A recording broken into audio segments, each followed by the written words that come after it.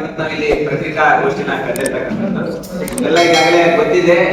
ಇಡೀ ದೇಶವ್ಯಾಪಿ ವಿದ್ಯುತ್ ಕಾಯ್ದೆ ಮೂಲಕ ವಿದ್ಯುತ್ತಿನ ಖಾಸಗೀಕರಣ ಮಾಡಕ್ಕೆ ಹೋಗ್ತಾರೆ. Prepaid, post paid, smart meter ಮೂಲಕ ಹೆಚ್ಚೆಚ್ಚಾಗಿ ವಿದ್ಯುತ್ತಿನ ದುಡ್ಡಿನ ಆಧಾರದ ಮೇಲೆ ಅಳೆಯತಕ್ಕಂಥ ಒಂದು ಹೋರಾಟ ನಡೀತಾ ಇದೆ. ಇದರ ಕುರಿತಾಗಿ ನಮ್ಮ ಕರ್ನಾಟಕ ವಿದ್ಯುತ್ ಬಳಕೆದಾರ ಸಂಘದ ವತಿಯಿಂದ ದೇಶವ್ಯಾಪಿ ಹೋರಾಟಗಳನ್ನು ಬೆಳೆಸ್ತಾ ಇದ್ದೀವಿ. ನಮ್ಮ ಅಖಿಲ ಭಾರತ ವಿದ್ಯುತ್ ಬಳಕೆದಾರ ಸಂಘದ ವತಿಯಿಂದ ಕೂಡ ಇವಾಗ ಇಲ್ಲಿ 26ನೇ ತಾರೀಕು ಒಂದು ದಕ್ಷಿಣ ರಾಜ್ಯಗಳ ಸಮಾವೇಶ ನಡೀತಾ ಇದೆ. ಅದ್ರ ಕುರಿತಾಗಿ ಇವತ್ತು ನಾವು ಇಲ್ಲಿ ಪತ್ರಿಕಾಗೋಷ್ಠಿನ ಕರೆದಿರ್ತಕ್ಕಂಥದ್ದು. ಈ ಪತ್ರಿಕಾಗೋಷ್ಠಿನ ನಡೆಸ್ಕೊಡೋದಕ್ಕೆ ನಮ್ಮ ಕರ್ನಾಟಕ ರಾಜ್ಯ ವಿದ್ಯುತ್ ಬಳಕೆದಾರ ಸಂಘ ಏನಿದೆ ಅದಕ್ಕೆ ರಾಜ್ಯ ಕಾರ್ಯದರ್ಶಿಯಾಗಿರ್ತಕ್ಕಂಥ ಶ್ರೀಯುತ ಜ್ಞಾನಮೂರ್ತಿ ಅವರ ಜೊತೆಗಿದ್ದಾರೆ. ಅವರು ಈ ಪತ್ರಿಕೆಯನ್ನು ನಡೆಸ್ಕೊಡ್ತಾರೆ. ಜೊತೆಗೆ ನಮ್ಮ ಕರ್ನಾಟಕ ವಿದ್ಯುತ್ ಬಳಕೆದಾರ ಸಂಘದ ರಾಜ್ಯ ಮುಖಂಡರಾಗಿರ್ತಕ್ಕಂಥ ಸೋಮಶೇಖರ್ ಗೌಡ ಅವರು ಕೂಡ ನಮ್ಮ ಜೊತೆಗಿದ್ದಾರೆ ಸ್ನೇಹಿತರೆ. ಈಗ ಈ ಪತ್ರಿಕಾಗೋಷ್ಠಿ ನಡೆಸ್ಕೊಡ್ಬೇಕಂತ ಹೇಳಿ ರಾಜ್ಯ ಕಾರ್ಯದರ್ಶಿಯಾಗಿರ್ತಕ್ಕಂಥ ಜ್ಞಾನಮೂರ್ತಿ ಅವರೆಲ್ಲ ಕೇಳ್ತಾ ಇದ್ದಾರೆ. ಎಲ್ಲರಿಗೂ ನಮಸ್ಕಾರ. ನಾನು ಕರ್ನಾಟಕ ರಾಜ್ಯ ಬಳಕೆದಾರ ಸಂಘ ಆಕ್ಚುಲಿ ಬಳಕೆದಾರ ಸಂಘ ಆಲ್ ಇಂಡಿಯಾ ಎಲೆಕ್ಟ್ರಿಸಿಟಿ ಕನ್ಸ್ಯೂಮರ್ಸ್ ಸಂಸ್ಥೆ ಸೇರ್ಪಡೆಯಾಗಿತ್ತು. ಬೇಗ ನಾನು ಮುಖ್ಯವಾಗಿ ಹೇಳ್ತಕ್ಕಂಥ ಒಂದು ವಿಷಯ ಅಂತ ಹೇಳಿದ್ರೆ, ಇವತ್ತು ವಿದ್ಯುತ್ತನ್ನ ಖಾಸಗೀಕರಣ ಮಾಡಿಕೊಟ್ಟಿದೆ.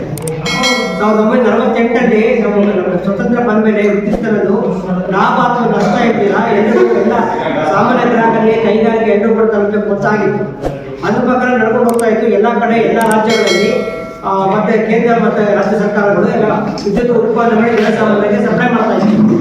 ಆದರೆ ಜಾಗತೀಕರಣ ಮತ್ತು ಉದಾರೀಕರಣ ನೀತಿಗಳು ಬಂದ ಮೇಲೆ 91 ನಂತರ ಇವತ್ತು ಪಾಲಿಸಿಯಲ್ಲಿ ಬದಲಾವಣೆ ಆಯಿತು ಸ್ನೇಹಿತರೆ.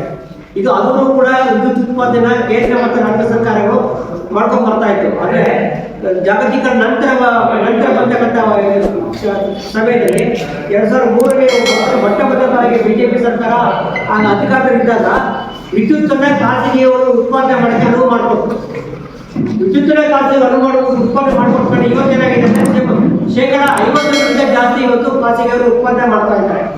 ಇವತ್ತೇನಾಗಿದೆ ಸ್ನೇಹಿತರೆ, ಇವತ್ತು ಈ ವಿದ್ಯುತ್ ಶಕ್ತಿ ಬಿಲ್ಲು 2022 ಏನು ಕಾಯ್ದೆ ತರಕ್ಕೆ ಹೊರಟು ಬಿಜೆಪಿ ಕೇಂದ್ರ ಸರ್ಕಾರ ಅಂತ ಸಂದರ್ಭದಲ್ಲಿ ರೈತ ಚಳವಳಿಗಳು ದೊಡ್ಡ ನಡೀತಾ ಇತ್ತು. ನಿಮ್ಗೆಲ್ಲ ಗೊತ್ತಿರ್ಬೋದು, ದೆಹಲಿಯಲ್ಲಿ ರಾಷ್ಟ್ರ ಮಟ್ಟದ ದೊಡ್ಡ ಚಳವಳಿ ಆಯಿತು. ಆ ಸಂದರ್ಭದಲ್ಲಿ ರೈತ ಕೃಷಿ ಕಾಯ್ದೆ ಮತ್ತು ವಿದ್ಯುತ್ ಶಕ್ತಿ ಕಾಯ್ದೆನ ವಾಪಸ್ ತೆಗೆದುಕೊಳ್ಳೋದ್ರಿಂದ ದೊಡ್ಡ ಹೋರಾಟ ಮಾಡಿದ್ರು. ಆಗ 750ಕ್ಕೂ ಹೆಚ್ಚು ಮಂದಿ ಮೃತರಾದ ಹೋರಾಟದಲ್ಲಿ. ಆ ಟೈಮಲ್ಲಿ ನಾವು ಕೃಷಿ ಕಾಯ್ದೆ ಜೊತೆಗೆ ವಿದ್ಯುತ್ ಕಾಯ್ದೆ ವಾಪಸ್ ತೆಗೆದುಕೊಟ್ಟಿದ್ರೆ ಕೇಂದ್ರ ಸರ್ಕಾರ ಭರವಸೆ ಕೊಟ್ಟರು. ಆದರೆ ಅದನ್ನ ಮನಸ್ಸನ್ನ ಮುರಿದುಬಿಟ್ಟು ಈಗ ಅವರು ಬೇರೆ ರೀತಿಯಿಂದ